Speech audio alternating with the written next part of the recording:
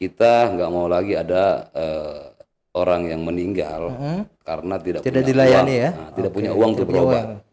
Daku ingin kepal tangan ini menunaikan kewajiban terkait dengan pajak online. Mudah-mudahan dengan kerja keras kita di DPRD ini, Amin. Amin. ini bisa selesai di tahun 2021 akhir. Ya, oke. Sehingga Assalamualaikum warahmatullahi wabarakatuh. Kawan Rujuk, jumpa lagi di Rujuk Podcast dan masih bersama gue Muhammad Lukman. Dan kali ini Rujuk Podcast masih mengundang anggota DPRD Kota Bekasi dan alhamdulillah sudah hadir di tengah-tengah kita Ketua Bampeperda DPRD Kota Bekasi, Bang Nikodemus Gojang. Assalamualaikum Bang Niko. Waalaikumsalam Bang Lukman. Sehat ya Bang? Sehat, alhamdulillah. Luar sehat. biasa, tetap gagah nih. Amin. Bang izin Bang, kita kan protokol kesehatan nih, jaga jarak, kemudian alhamdulillah udah divaksin semua nih Bang. Ya. Kita ngobrolnya lepas masker nggak apa-apa Bang Boleh, ya. biar Makasih nih Bang. ketahuan ya. Iya.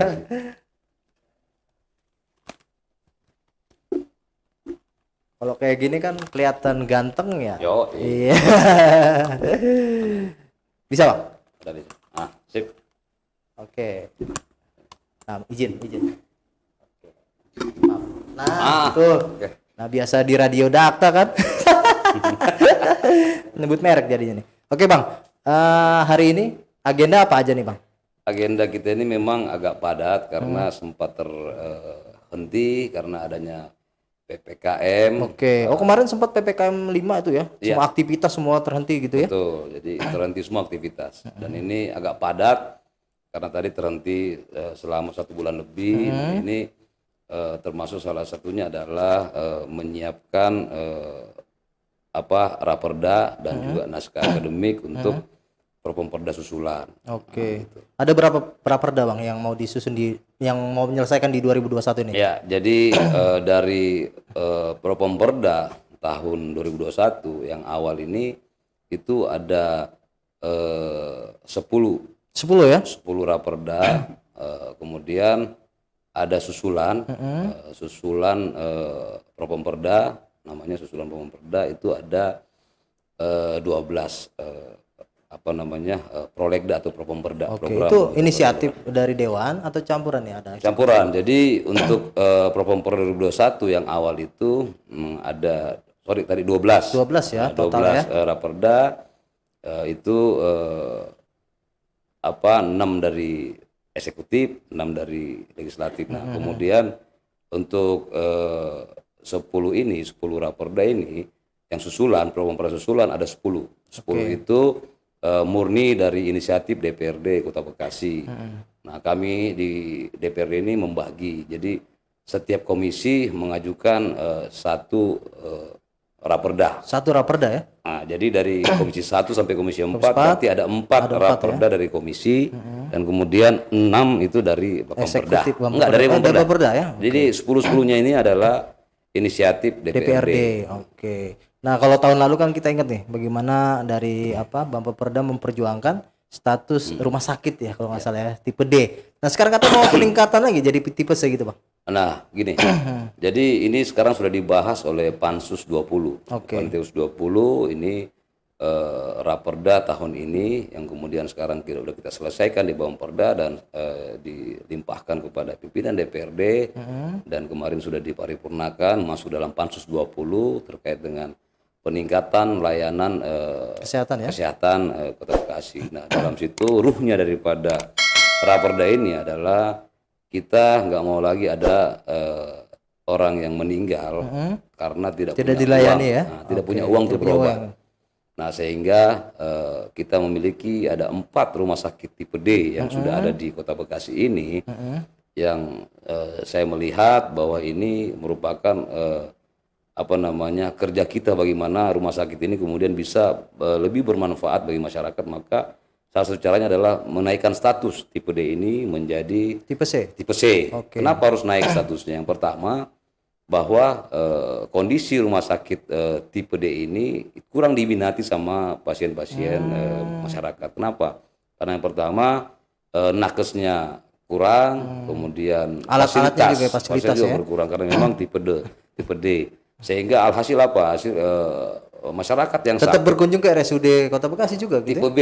Tipe B. Nah, jadi Kasbula menjadi favorit. Kenapa? Karena tipe D itu tidak bisa memuaskan pasien dalam perawatan tadi. Nah, dari nakes sendiri mungkin nggak ada dokter spesialis juga di tipe Nggak D. ada, tipe D belum ada. Kalau tipe Kecuali C tipe nanti ada ada minimal gitu ya? 2. Minimal 2. Minimal 2 dan ada persyaratan-persyaratan daripada Permenkes itu memang ada persyaratannya. Dan yang lebih penting lagi bahwa di tipe D ini itu murni penganggaran pembiayaan itu dari APBD kabupaten kota. Oke. Nah, kalau tipe D. Tapi kalau tipe C ini gotong royong. Artinya Swasta juga bisa masuk ke situ. Atau tipe gimana? D juga bisa sebenarnya swasta. Tapi bukan persoalannya adalah bantuan dari pusat, dari provinsi bisa masuk. Bisa ya. Kalau tipe D cuman kota, APBD kota aja ya. APBD kota itu murni dibiayai oleh APBD kota. Nah, kalau tipe C tadi maka kontribusi pusat untuk membantu itu boleh karena diizinkan oleh undang-undang atau Artinya regulasi. secara pelayanan juga bisa lebih maksimal, Bang. Lebih maksimal. Makanya nggak ada salahnya ketika tipe D ini kita naikkan menjadi statusnya menjadi tipe C. Agar kenapa? Agar ini bisa lebih maksimal untuk masyarakat dan juga pemerintah pusat maupun pemerintah provinsi Jawa Barat itu bisa memberikan bantuan dalam berupa apakah bentuk alat kesehatan atau anggaran gitu kan. Dan termasuk swasta, BUMD maupun BUMN. Oke, ini rencananya kapan, Bang? Peningkatan status ini, Bang? Nah, ini kita lagi bahas di mana di Pansus. Mudah-mudahan nanti nggak ada kendala dan semua anggota Pansus dan kemudian anggota DPRD, fraksi yang ada di DPRD semua menyetujui itu karena ini tentunya untuk masyarakat. Dan kalau itu sudah disetujuin, maka minimal tahun depan ini udah bisa Insya Allah tahun depan ya? Iya, bisa dieksekusi dalam artian pemerintah Kota Bekasi ini segera mengajukan BULD. BULD, Badan Layanan Usaha Daerah ya. Ya, karena syaratnya tadi tipe C, bukan hanya tipe C, tipe D juga. Bisa mengelola sendiri berarti secara keuangan gitu. Iya, itu salah satu persyaratan. Dan tadi kami rapat Pansus 20 dengan stakeholder dengan OPD, salah satunya adalah Dinas Kesehatan dan ASDA. Dan itu memang ternyata pihak pemerintah Kota Bekasi sudah menyiapkan, eksekutif ini sudah berproses untuk tadi peningkatan status tadi itu ya? Iya, artinya mereka sudah membuat BULD ke 4 rumah sakit tipe D ini. Jadi ini gayung bersambut. Luar biasa sebenarnya ya. Jadi intinya semangatnya bagaimana tadi masyarakat berobat tidak mengeluhkan nggak punya duit lagi gitu ya? Iya. Jadi gini, Bung Bang, ini perlu saya jelaskan juga. Ini bisa sekalian sosialisasi. Bahwa nantinya tipe C ini nanti menjadi rujukan bagi pasien yang tidak mampu dengan BPJS PBI. Bisa ya di situ ya? Bisa. Makanya nanti LKM ini kita kan ada punya program LKM, Layanan Kesehatan Masyarakat itu ya. Ini dia kan dari KPK sendiri itu merekomendasikan bahwa BPJS ini kalau tidak tercover sama BPJS maka bisa dengan tadi LKM tadi itu. LKM itu karena itu komplementari. Diperbolehkan ya. Diperbolehkan. Nah, ini nanti ketika sudah ada tipe C yang kemudian pasien-pasien warga tidak mampu ini sudah terdaftar menjadi BPJS PBI, maka otomatis anggaran LKM yang disiapkan oleh pemerintah Kota Bekasi atau APBD tadi ini akan berkurang. Betul. Karena akan terkonsentrasi dengan rumah sakit umum daerah yang tipe C tadi. Ini sebenarnya dari awal sebenarnya kita lakukan ini, cuma memang ya baru sekarang disepakati. Dan tapi ini sebenarnya termasuk cepat ya begitu usulan tipe D jadi sekarang udah meningkat ke tipe C gitu kan. Artinya tadi sama-sama bagaimana eksekutif juga mau punya semangat untuk tadi buat masyarakat, legislatif juga menyambut gitu kan. Ya, betul. Makanya saya kebetulan ini kan usulan Bapemperda. Ini usulan Bapemperda ya? Iya, dan ini murni usulan saya secara pribadi yang sama kayak kemarin status tipe D gitu ya. Jadi saya sampaikan kepada fraksi PD Perjuangan dan disepakati oleh fraksi, disetujui oleh fraksi. Nah, ini menjadi usulan kami ya kan dari PD Perjuangan. Tujuannya apa? Tujuannya agar ini bisa dimanfaatkan sebagai sistem pelayanan kesehatan sesuai dengan undang-undang tadi. Siap. Nah, jadi mudah-mudahan dengan adanya ini kemudian bisa tidak terkonsentrasi pasien ini di satu tempat. Satu titik tadi tipe B tadi. Tipe B ya kan, tapi ini bisa terpencar karena jumlah penduduk kita kan sudah 2,5 juta orang. Betul. Nah, untuk mengcover ini tidak cukup satu rumah sakit karena hitungan rasionya itu rasionya ini adalah 1 rumah sakit itu sekitar 50.000 sekian orang. Satu rumah sakit 50.000 ya? 50.000 sorry, 50.000 penampungan tadi. Sebenarnya masih kurang juga kalau bicara rasio seperti itu. Kurang sekali. Jadi memang dengan 4 rumah sakit tipe D ini menjadi tipe C nanti, kita nanti akan setidaknya mendorong membantu beban dari tipe B tadi. iya, dan kita akan mendorong nanti bahwa nanti tidak hanya nanti tipe B, tipe C, tapi nanti puskesmas ini juga kita bisa naikkan statusnya menjadi tipe D. Tipe D naik lagi ya, yang tadi Iya. puskesmas biasa Iya. gitu ya. Jadi ini akan terus berproses sehingga nanti masyarakat karena kita kan juga namanya masyarakat tidak ada yang mau sakit, Bang Lukman. Betul. Semua masyarakat pengen sehat. Pengen sehat, Nah, tapi tetapi- bagaimana ketika sakit dilayani Nah, dengan baik gitu itu. kan? Oke. Dan Ini- satu lagi, Bung Lukman. Ini tadi hasil rapat di Pansus 20. Saya menyampaikan kepada teman-teman Pansus dan juga OPD yang ada bahwa tidak hanya dalam Raperda ini tidak hanya ruhnya tidak hanya kemudian merubah status D menjadi C, tetapi juga ada reward and punishment terhadap nakes. Oke. Ya kan, dan kemudian lebih kepada melayani masyarakat. Jadi selama ini kan Budaya melayani sebenarnya kembali gitu. jadi selama ini teman-teman nakes ini ketika ada ini bukan rahasia Pasien ya? sudah menjadi rahasia umum. Artinya tidak hanya di Kota Bekasi tapi Di wilayah hampir lain seluruh juga. rumah sakit baik negeri maupun swasta. Ini mereka lebih kepada mana administrasinya dulu. Tapi nggak melayani dulu sebenarnya. Iya, Harusnya dilayani dulu. Nah, di budaya. sinilah nanti semangat dari Perda ini adalah bagaimana nanti ada ada pasal yang menegaskan bahwa tidak ada lagi petugas Menanyakan kesehatan. administrasi dulu. Baik, kawan rujuk, kita masih berbincang dengan Ketua Bampeperda DPRD Kota Bekasi, Bang Niko Nubus Gojang atau Bang Niko.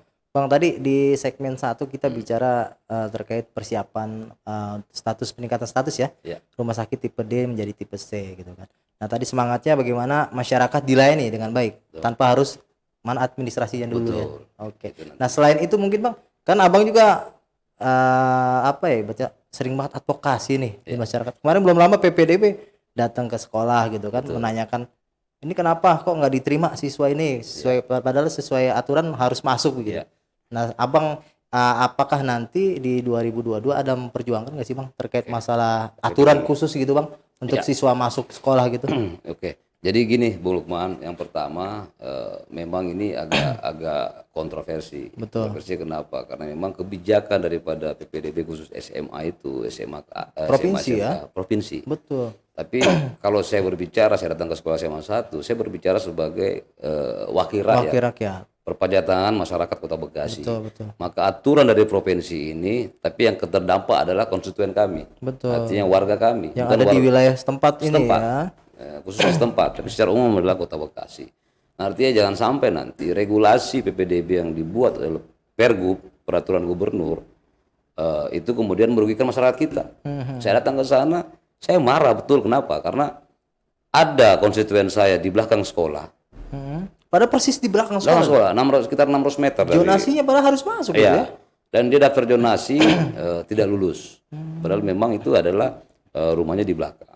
Tapi saya melihat data yang lain, ada yang sampai 9 kilo, Masuk. 8 kilo masuk. Nah, itu Di kan satu jalur. kejanggalan juga. Nah, yang ini yang saya bilang bahwa ini tidak bisa dibiarkan. Maka memang bahwa pembagian kewenangan daripada itu ada diatur dalam undang-undang. Betul. Tetapi ini juga harus diimplementasikan secara lokal. Betul. Artinya minimal tadi pemerintah provinsi merangkul dan mengajak Memberikan pemerintah ruang setempat. juga ya untuk Memberikan ruang DPRD untuk mengatur. Kota Bekasi. Termasuk Pemkot. Oke. Jadi stakeholder penyelenggara pemerintahan harus dilibatkan termasuk pers, termasuk tokoh masyarakat Betul. untuk menjadi supporting. Nah, jadi kan supporting untuk membantu pemerintah provinsi dalam hal ini Dinas Pendidikan untuk melakukan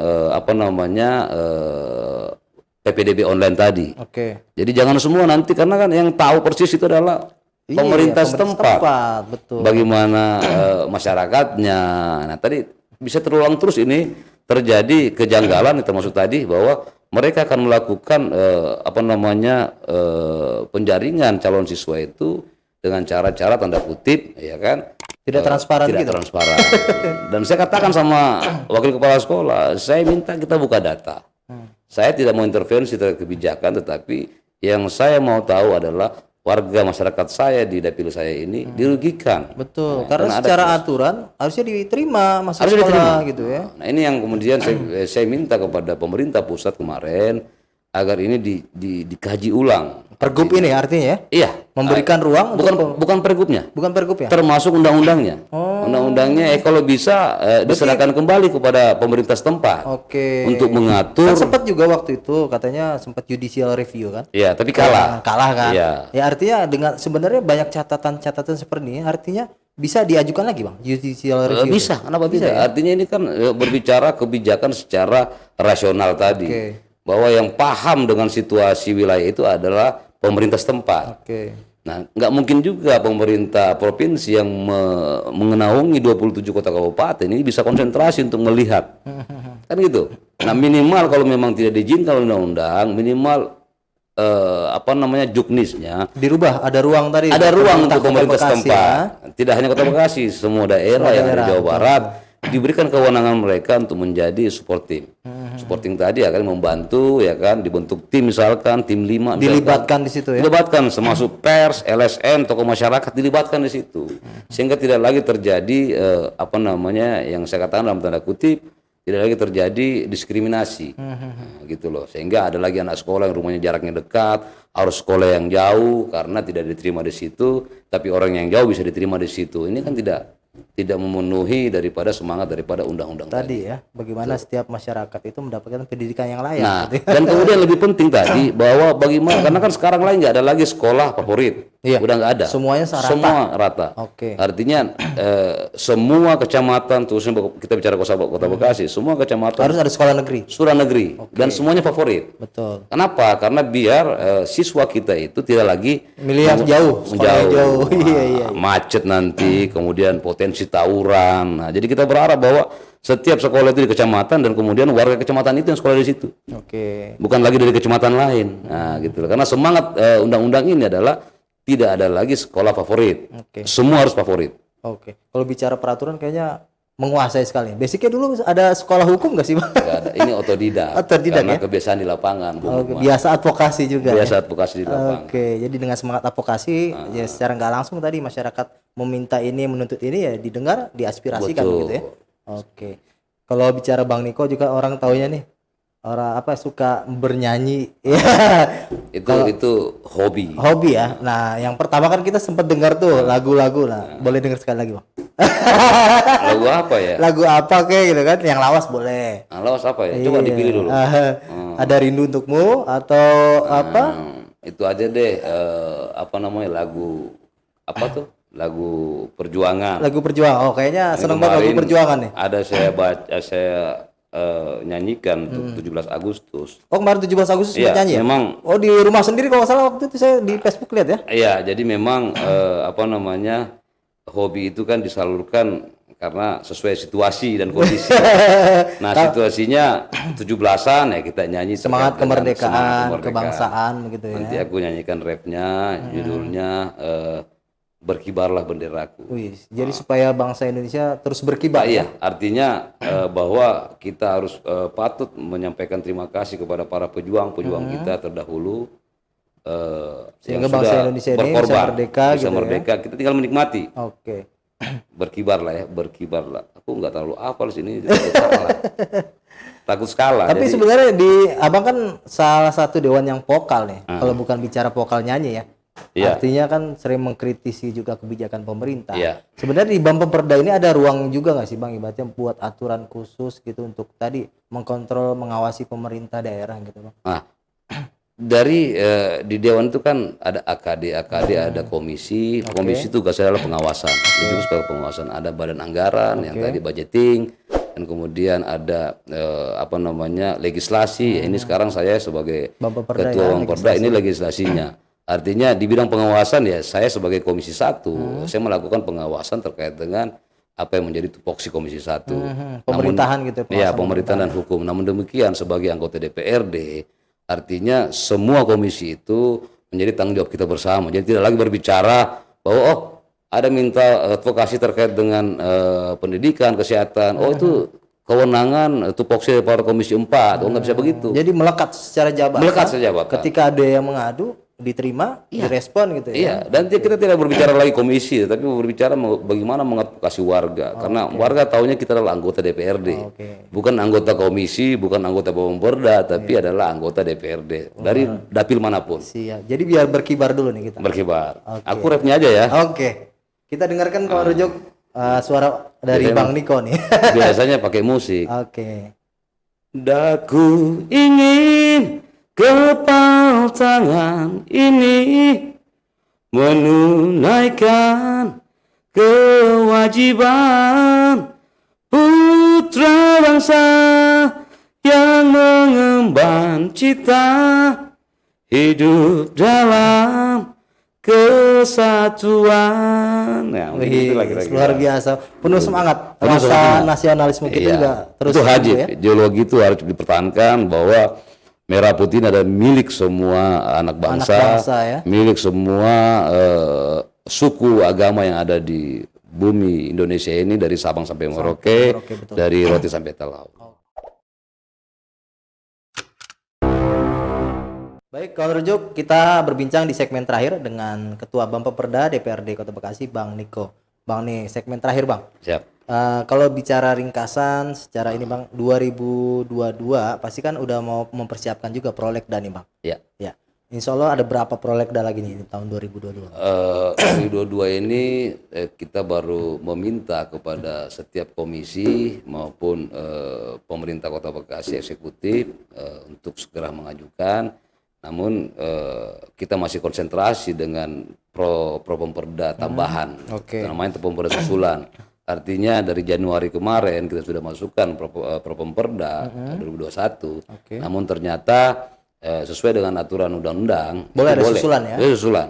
Selama itu biasanya semester kedua atau semester kedua? Semester kedua ya? Iya, selama masih ada waktu untuk melakukan pembahasan, nggak apa-apa kita lakukan susulan, walaupun nanti kemudian pembahasan finalisasinya ada di tahun 2022. Jadi bisa aja nanti dari 10 Pemperda susulan ini itu nanti dibahas di tahun 2022. 2022 ya? Bisa jadi karena mengingat waktu yang terbatas sehingga ini tidak terbahas maka nanti dilempar ke tahun 2022 dengan dicampur dengan disatukan dengan Pemperda 2022 nanti gitu loh. Kalau kita bicara lagi Bang, proses terbentuknya Perda itu kan berawal dari naskah akademik. Betul. Nah sejauh ini naskah akademik ini melibatkan stakeholder di Kota Bekasi atau mungkin dari kampus luar daerah Kota Bekasi Bang? Jadi sebenarnya semangat saya dari awal bahwa bagaimana kemudian naskah akademik ini diserahkan kepada stakeholder yang ada di Kota Bekasi karena akan lebih tahu. Cuman kan dari kemarin saya mengajak kawan-kawan termasuk alumni daripada Unisma. Inilah memang juga kalau kita nggak Kota Bekasi tidak punya kampus. Nah, ya kan kita kalah sama Kerawang. Identitas kampus negeri ya. Unsika mereka ada. Iya, artinya kita kalah, kita harus akui bahwa kita kalah terkait pendidikan, kita masih kalah dengan Kerawang. Padahal secara IPM pendidikan kita nomor 2 se-Jawa Barat. Nah, cuma itu karena kampusnya aja nggak ada ya. Jadi memang itu yang saya minta kita mendorong itu bagaimana Kota Bekasi memiliki kampus negeri sendiri. Nah, terkait dengan Pemperda naskah akademik, sebenarnya kita inginnya di situ. Cuman memang yang kita melihat yang sudah terbiasa membuat itu yang sekarang digunakan oleh teman-teman. Padahal memang keinginan kita bersama bagaimana kemudian kampus atau pada konsultan terkait dengan penyusunan naskah akademik itu adalah berasal dari orang-orang yang ada di Kota Bekasi. Karena tahu wilayah juga. Nah, tapi memang juga rata-rata yang kampus yang kami gunakan baik di Bogor, Jakarta, rata-rata itu orang tinggal di Bekasi juga. Oh gitu. Domisili mereka domisili di Bekasi. Cuman kampusnya aja kampusnya yang jauh. Nah, memang nanti ke depan kami akan bicarakan lagi agar ini murni dikerjakan oleh orang-orang Bekasi yang tentunya secara psikologi, secara teritorial itu menguasai terkait dengan. Tapi sebenarnya secara SDM Bang, kalau bicara SDM, nggak kalah sebenarnya kan orang-orang Bekasi Bang untuk membuat naskah akademik? Nggak kalah ya? Tadi saya bilang bahwa ada juga dosen-dosen di Jakarta, ada dosen UI juga yang tinggal di Bekasi banyak loh. Nah cuman kan ini yang pertama bahwa kita nggak punya channel tadi. Iya, kampus sendiri ya. Nah jadi terbiasa dengan yang sudah biasa sehingga ya udahlah daripada nanti dia pakai nggak jalan daripada nggak jalan sehingga ya udahlah ya apa aja yang digunakan yang penting mereka udah siap. Nah yang udah siap rata-rata adalah orang yang biasa gitu loh. Kalau bicara perda prioritas Bang, Tadi kan pendidikan kesehatan pasti menjadi prioritas utama nih, Bang. Betul. Nah, selain itu apa sih, Bang, di Promperda gitu, Kang, untuk skala prioritas? Oke, jadi yang pertama tadi ini udah masuk kami Propamperda susulan ada 10 tadi. Dan dari 6 Propamperda ini satu yang menjadi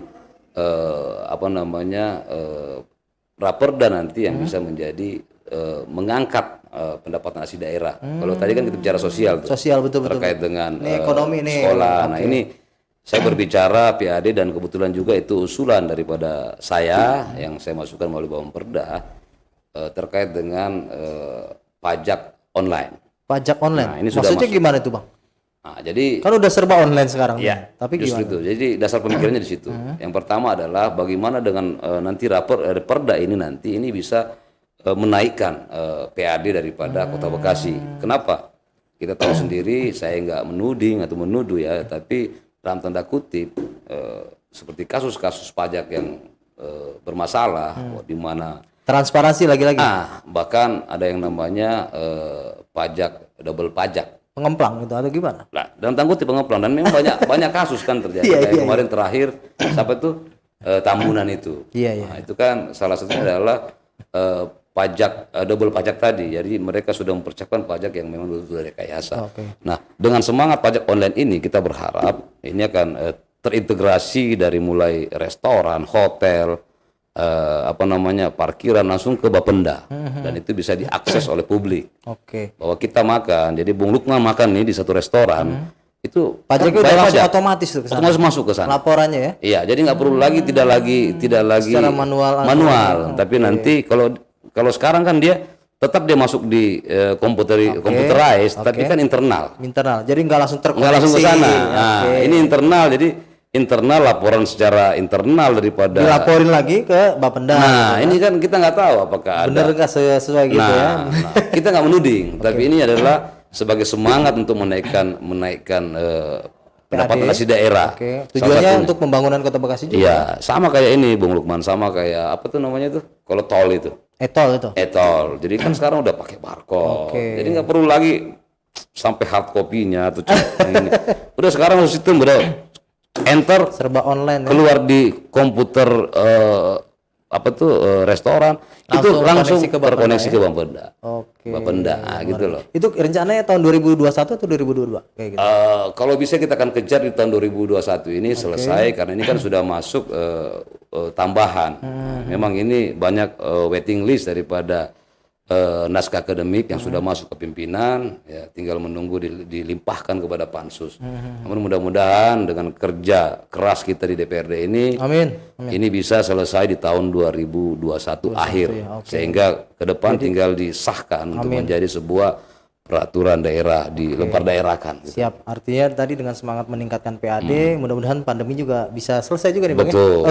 Jadi geliat ekonomi Kota Bekasi kembali terus berjalan lebih baik. Bang, sebelum kita tutup nih, Bang. Biasa di Rujuk nih ada Q&A, Bang. Nah, kita tanya jawab singkat aja. Oke, siap.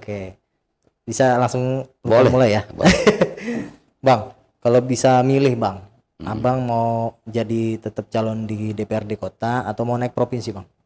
Jadi sesuai dengan penugasan partai, saya selalu bicara bahwa minimal 2 periode. 2 periode ya? Minimal itu. Bisa artinya, berkelanjutan, berkesinambungan. Ya, artinya tugas kita di 1 periode ini saya pikir belum bisa kita laksanakan secara keseluruhan karena terbatasnya waktu tadi. Waktu 5 tahun ini nggak kerasa, Bung Lukman. Artinya sama kayak presiden, gubernur, wali kota, ya minimal kasih kesempatan 2 periode. Kali ya. Artinya periode pertama baru menyusun nih, belum melaksanakan secara utuh. Betul. Gitu, kan? Apalagi saat ini Abang sebagai Bapilu juga ya di DPC PDIP. Di PDI Perjuangan saya sebagai Kepala Badan Pemenangan Pemilu. Nah, kalau bicara Kepala Bapilu berarti kan nanti ada momentum Pileg dan Pilkada. Betul. Meskipun bulannya berbeda. Siap. Nih kalau misalnya saya boleh nanya lagi, Bang. Kalau dari PDIP yang ingin diusulkan ya. Antara Waras Wasisto atau Triadianto. Jadi sebagai organisasi demokrasi terpimpin, tentunya kita rasional. Artinya banyak instrumen di dalam yang harus kita ukur. Salah satunya adalah instrumen survei. Dan kemudian survei itulah bukan berarti menjadi Tuhan bagi bagi pemilihan, Tapi tetapi salah itu satu indikator juga. indikator dan instrumen untuk menyatakan bahwa ini layak untuk dicalonkan. Karena nggak mungkin partai politik kemudian Ujuk-ujuk calon dari luar gitu nah kan. nggak bisa. Artinya dua-duanya adalah kader partai, ya kan. Namun nanti kita melihat. Nah, kita melihat nanti dari hasil daripada instrumen tadi, salah satunya adalah survei, siapapun nanti yang kemudian tidak hanya Pak Tri dan Bapak Waras, tapi kalau Bisa nanti jadi Bang kemudian Niko juga. kenapa? Ya, namanya politik. Betul. Nah, namanya politik Punya itu kesempatan artinya yang sama. punya sama Betul. kesempatan. Cuman kan kita harus patuh terhadap apa perintah partai. Betul. Dan kemudian instrumen tadi harus kita patuhi. Jadi, siapapun nanti yang kemudian dimenangkan atau tertinggi di survei itu, maka mau tidak mau itu harus kita laksanakan karena ini adalah hasil Perintah survei partai, ya. Jadi hasil survei murni internal kita. Jadi nanti ada survei eksternal, ada survei internal. Ini yang nanti kita combine. Tetap dipakai. Instrumen ini ya. Iya, karena kita kan melihat di mana kelemahan, Oke. di mana kelebihan itu yang kita satukan. Jadi saat ini belum bisa menentukan yang siapa yang mungkin menurut Abang lebih capable Ya tadi saya bilang dua-duanya kader ke PD Perjuangan. Tapi nanti kita lihat di dalam instrumen-instrumen daripada pemilihan tadi. Salah satunya adalah instrumen survei tadi dan kemudian tentunya dengan survei itu kan kalau dia tinggi berarti dia turun bekerja ke bawah.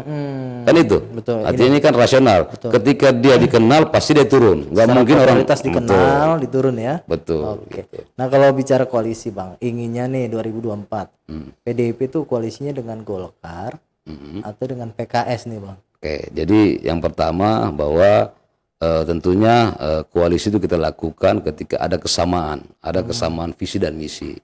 Artinya kita tidak berbicara gerbong partainya, tetapi yang kita bicarakan adalah semangat dan visi misi daripada partai itu. Nah inilah yang kita kemudian. Ketika satu frame sama satu visi satu misi Kenapa baru tidak? jalan gitu ya. Iya, kenapa tidak? Artinya terbuka. Artinya menutup juga dengan partai-partai menengah gitu kayak PAN, Ya, P3. karena kita tidak bisa bekerja sendiri. Itu intinya. Artinya kita harus koalisi untuk mengerjakan, untuk membenahi Kota Bekasi lebih baik lagi ini bersama seluruh stakeholder, tidak hanya partai politik, tapi masyarakat yang sepaham dan sevisi itu harus kita libatkan di dalam memenangkan sebuah pertarungan atau election daripada pilkada tadi. Oke. Gitu. Terakhir nih, Bang. Ini yang ringan aja. Abang kan suka main olahraga, angkat-angkat juga yang berat tuh. Kuda diangkat, benteng diangkat. Oh, catur. Catur ya. Iya. Tapi di antara olahraga atau mungkin hobi, Abang lebih suka mana? Main catur atau bernyanyi sih, Bang? Jadi saya selalu bilang sama teman-teman, saya cuma punya olahraga itu tarik suara. Catur pun dari kecil saya main Kecil catur. ya. Ya di Tapi kan- antara dewan katanya yang paling jago tuh Bang Niko katanya. Ya, tapi kan kalau catur kan perlu ada lawan. Betul. Ya kan, makanya ada lawan kita main. Biasanya Bang Haribaran itu percasi juga. Iya. Tapi kalau nyanyi kan nggak perlu teman kan. Oke. Tapi kan ada duet juga. Iya, artinya sendiri pun bisa. Sendiri Kalau pun main bisa. catur kan Harus ada Kalau sendiri kan nggak mungkin, harus ada lawan. Nah, gitu loh. Oke, terima kasih Bang Niko jawabannya. Terima Sehat kasih, selalu ya, Bang ya. teman-teman. Yes. Oke. Makasih, Kalau Rujuk, sama-sama. demikian perbincangan kami dengan Ketua Bampeperda DPRD Kota Bekasi, Bang Nikodemus Gojang. Semoga beliau sehat selalu dalam bertugas. Jangan lupa dukung terus channel Rukun Jurnalis Bekasi dengan cara like, komen, subscribe, dan share sebanyak-banyaknya. Gue Muhammad Lukman undur diri. Wassalamualaikum warahmatullahi wabarakatuh. Waalaikumsalam.